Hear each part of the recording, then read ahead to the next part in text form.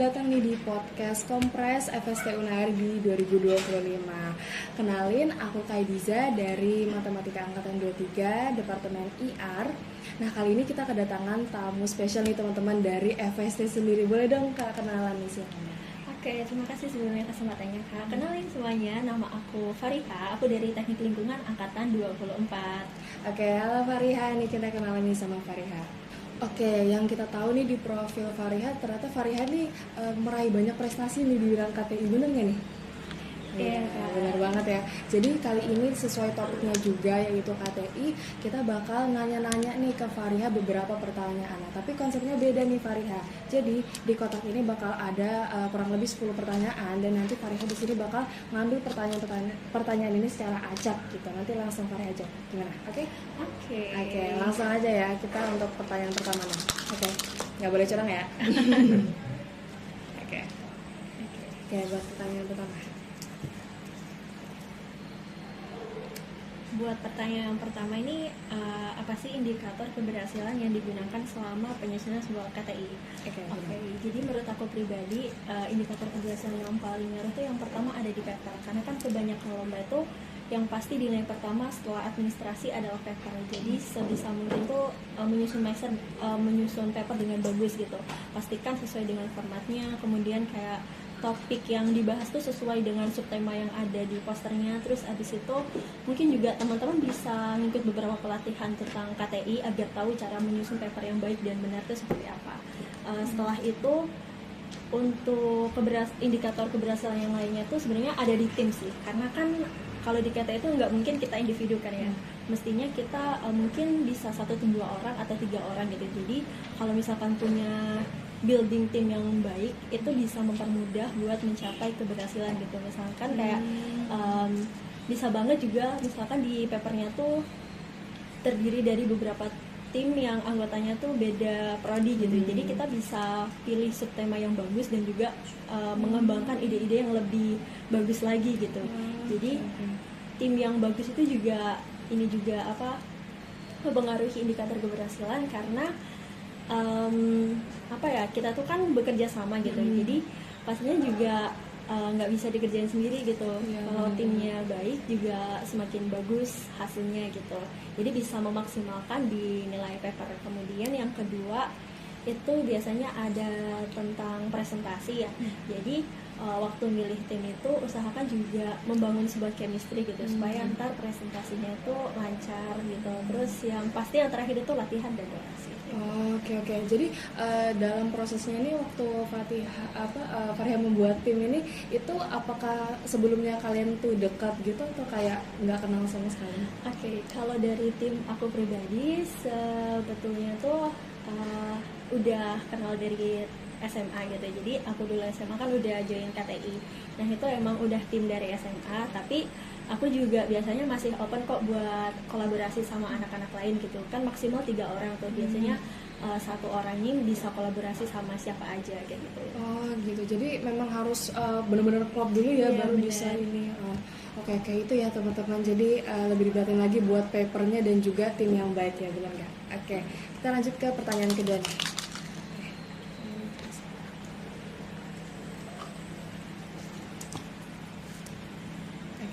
Oke.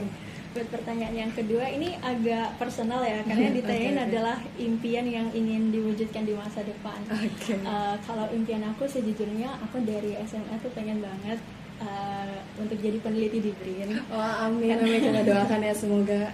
Karena aku dari SMA tuh udah benar-benar tertarik banget di penelitian. Khususnya sekarang aku ngambil teknik lingkungan karena aku punya ketertarikan di bidang penelitian renewable energy gitu. Jadi harapannya Indonesia sekarang itu kan ini ya kayak kekurangan energi alternatif lainnya gitu, masih kurang maksimal. Jadi harapannya dengan aku belajar di teknik lingkungan ini bisa menambah keilmuan aku di bidang renewable energy gitu. Oke, bagus banget ya berarti. Tapi ada nggak sih kayak masalah-masalah yang benar-benar membuat Fariha ini kayak penasaran banget pengen diteliti gitu tentang renewable energy?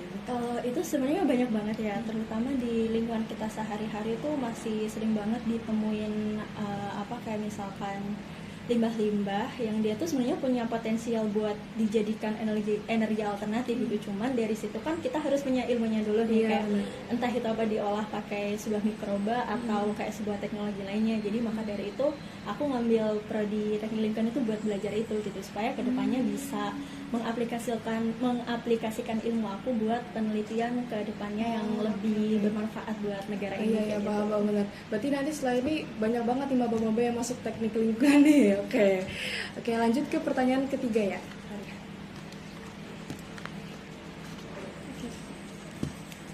Pertanyaan ketiga. Buat pertanyaan ketiga nih, di dunia yang serba digital, menurut aku seberapa besar dampak dan peran KTI sekarang ini? Kalau dampaknya sih mungkin ini ya, di dunia ini kan kita udah mengenal AI gitu kayak. Jadi menurut aku buat nyari ide-ide tuh bakalan dipermudah banget sama penggunaan AI gitu. Jadi kayak AI ini sebenarnya membawa dampak positif gitu.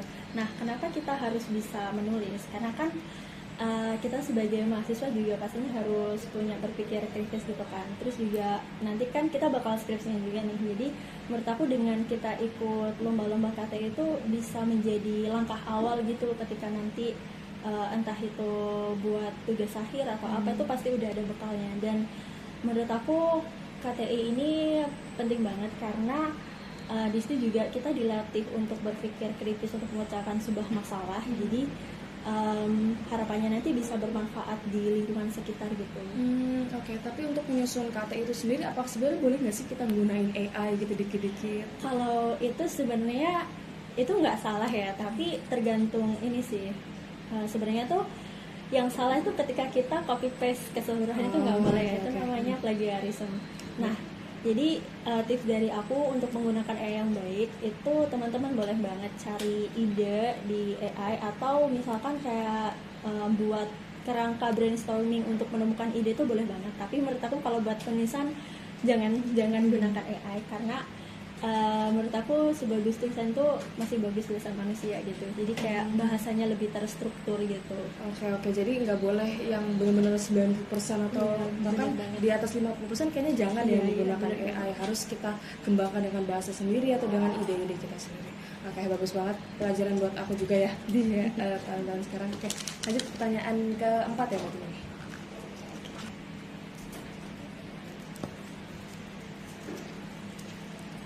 Nih. Kalau buat pertanyaan keempat tuh, kebanyakan orang mengira kalau ikut lomba KTI itu harus melakukan penelitian. Benar nggak sih? Menurut aku enggak, karena KTI itu sebenarnya outputnya nggak harus dari penelitian gitu. Kita boleh banget kayak misalkan nih teman-teman baru punya ide, itu boleh kok diaplikasikan dalam KTI. KTI itu kan keluarnya sebuah paper ya. Jadi kita tuh sebenarnya nggak harus ngelakuin penelitian gitu. Boleh aja misalkan kita baru nemu ide, nah itu dibuat sebuah kerangka konsep, dan hasil dari kerangka konsep itu bakal outputnya itu sebuah paper gitu. Maksudnya kayak ya ditulis dari latar belakangnya seperti apa, kenapa ide ini bisa muncul. Jadi nggak harus benar-benar ngelakuin penelitian dan udah ada produknya gitu. Karena aku sendiri pun biasanya lomba KTI itu masih sering pakai sebuah prototipe gitu. Jadi nggak mengharuskan harus dari penelitian gitu, bisa kayak dari literatur jurnal, terus muncul sebuah ide dan sebuah inovasi tambahan gitu, itu juga bisa sih. Jadi nggak harus kita ngelakuin penelitian ada hasilnya gitu, enggak. Berarti memang yang orang-orang yang baru join KTI ini memang dari nol semua ya, orang-orang kayak idenya itu, makanya perlu mentor gitu buat nyusun data ya. Oke, berarti Fariha dulu juga dari nolnya itu susah juga buat menyusun kerangkanya itu? Kalau aku dari nolnya dulu, iya, karena susah sih. Karena kalau misalkan nggak ada mentor tuh kita nggak terarah gitu ya. Terus aku dulu juga struggle-nya sering banget gagal. Terus dalam menulis KTI juga masih sering banget kayak bingung dalam pemilihan katanya seperti apa. Tapi kalau misalkan udah lama-lama terbiasa, semuanya bakal lebih lancar aja, dan kayak mudah aja ngerjainnya kayak gitu. Oke. Berarti nggak perlu takut nih buat teman-teman yang nggak pernah ikut lomba esai atau apapun sama sekali. Kalau mau ikut KTI, ikut aja karena kita semua dari nol ya, teman-teman. Oke, ke pertanyaan selanjutnya nih, pertanyaan kelima. Oke, kalau pertanyaan ini tips dan trik buat teman-teman yang pengen terjun di bidang KTI. Menurut aku nggak terlalu banyak-banyak, yang penting teman-teman tuh punya niat dan juga kayak rasa ingin melakukan sebuah penelitian gitu. Mungkin dari yang pertama yang udah aku mention sebelumnya, mulai dari pembentukan tim itu usahakan cari tim yang benar-benar punya chemistry bagus, abis itu kayak ada apa ya, sama-sama punya rasa ingin mengembangkan diri gitu. Terus kalau dari segi paper itu mungkin teman-teman bisa ini sih, kayak sekarang kan banyak banget ya platform di IG kayak misalkan Science Hunter, itu dia juga ada tuh bagi-bagi tips, jadi ntar bisa dipelajarin gimana cara menulis paper yang baik dan benar. Intinya kalau misalkan papernya udah sesuai dengan format yang diminta sama penyelenggara lomba, itu biasanya nilainya masih bakalan aman sih. Terus mungkin buat tahap presentasi, buat teman-teman yang masih kayak mungkin malu atau kayak takut untuk ngomong di depan umum, sering-sering latihan di depan kaca aja, karena itu bagi aku benar-benar work. Aku dulu juga orang yang takut banget buat ngomong di depan umum, tapi karena emang terpaksa dan juga akhirnya lama-lama jadi terbiasa, itu bisa. Intinya perbanyak latihan setelah lolos tahap pertama atau setelah lolos tahap paper itu, perbanyak aja latihan presentasi bareng-bareng teman tim.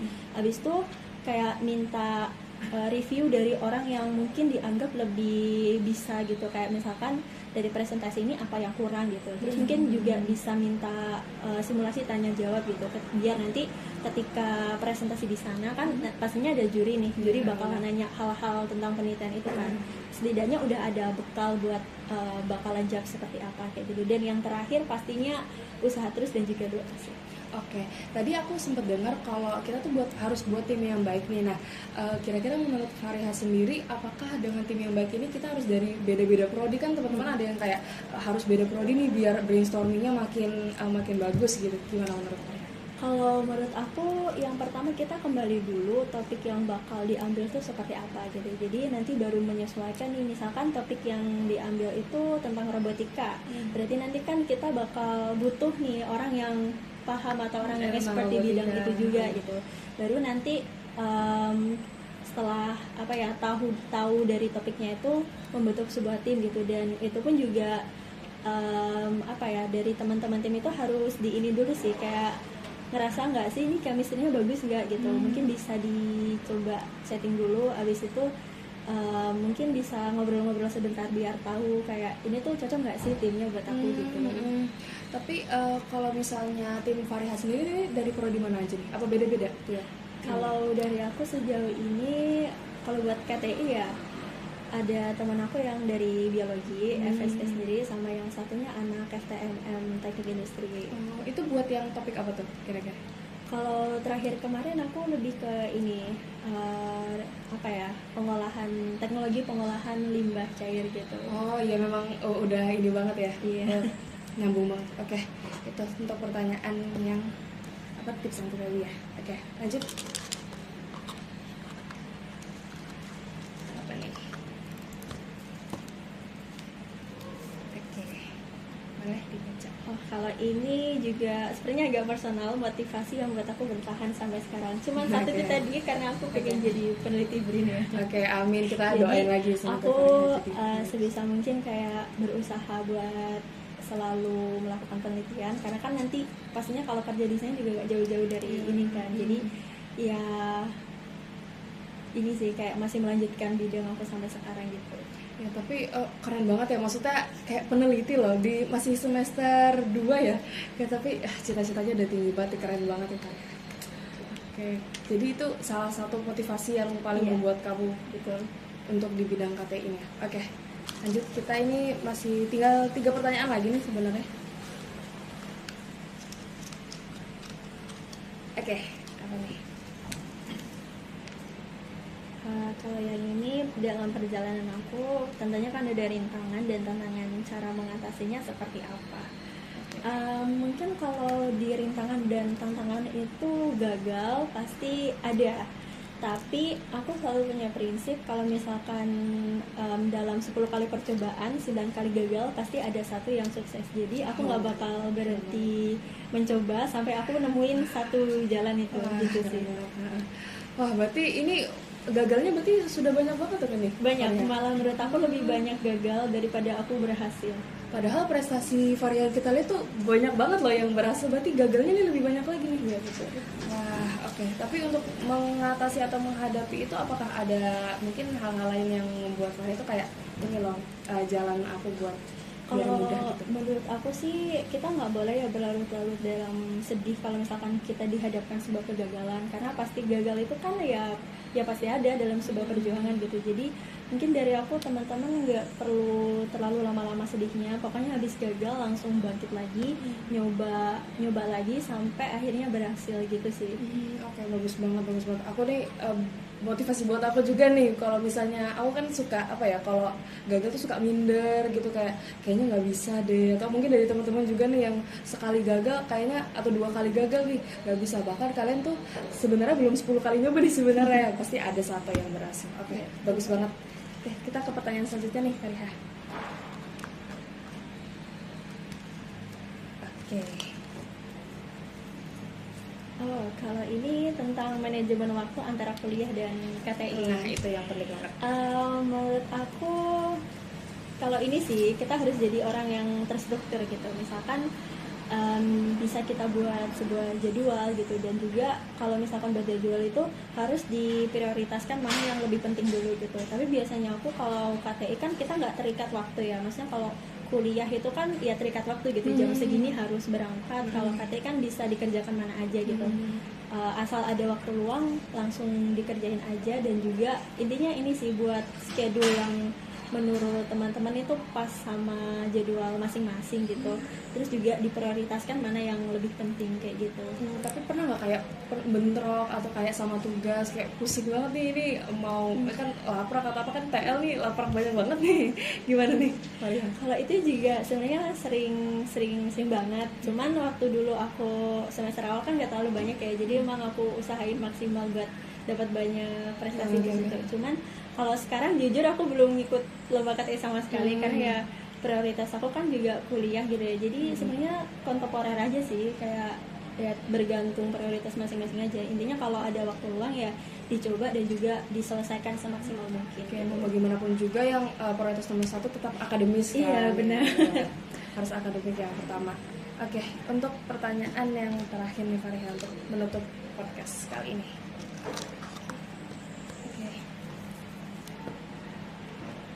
Ini awal mula aku bisa terjun di bidang KTI. Jadi sebenarnya aku terjun di bidang KTI itu udah sejak SMP. Waktu itu aku ngikut ekstra kir, tapi sempat kayak berhenti gitu, cuma 1 tahun ikut.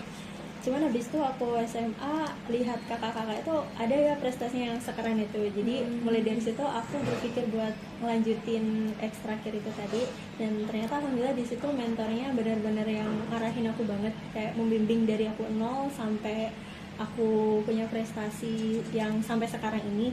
Jadi ya sebenarnya awal mulanya ceritanya nggak terlalu bagus-bagus amat sih, karena emang aku termotivasi aja dari kakak kelasku yang punya prestasi banyak, dan sekarang juga dia jadi mahasiswa berprestasi di salah satu universitas itu. Jadi mendorong diri aku buat aku pengen ikutan juga nih kayak gitu. Oke, jadi menyangkut yang cita-cita Fahri tadi untuk menjadi peneliti di bidang renewable energy itu, apakah udah dari SMP atau masih baru-baru ini? Kalau itu sebenarnya muncul ketika aku udah menjalani terjun di bidang KTI gitu. Aku baru kayak aku ternyata suka nih penelitian di bidang lingkungan. Jadi kayak muncul seiring aku menjalani di bidang KTI ini gitu. Oh gitu, berarti KIR yang tadi itu juga ekskul gitu ya, ekstrakurikuler KIR. Oh ya, memang KIR itu banyak banget ya. Aku juga lihat sendiri waktu aku SMP, bahkan SMA juga masih banyak orang-orang yang ikut KIR, dan memang praktek-praktek itu bagus banget gitu kan. Dimulai dari situ. Oke, jadi untuk menutup podcast kali ini, boleh Fahria kasih statement buat penonton-penonton yang mungkin pengen banget juga ikut KTI.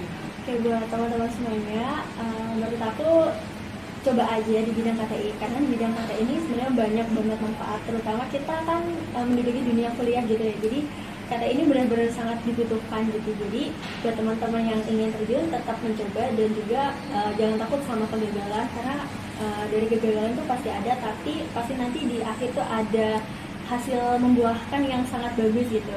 Oke, itu jadi closing statement menurut Fariha. Jadi jangan takut gagal, karena gagal juga awal dari kesuksesannya. Benar banget ya sih. Oke, jadi segitu dulu untuk podcast kali ini. Ya mungkin yang mau ngecek Fariha itu kayak apa, sosmednya apa, ini ada di sini, nanti kita cantumkan. Mungkin bisa ada juga prestasi-prestasi dari Fariha. Oke, jadi segitu dulu untuk podcast kali ini. Sampai jumpa di video berikutnya. Dadah.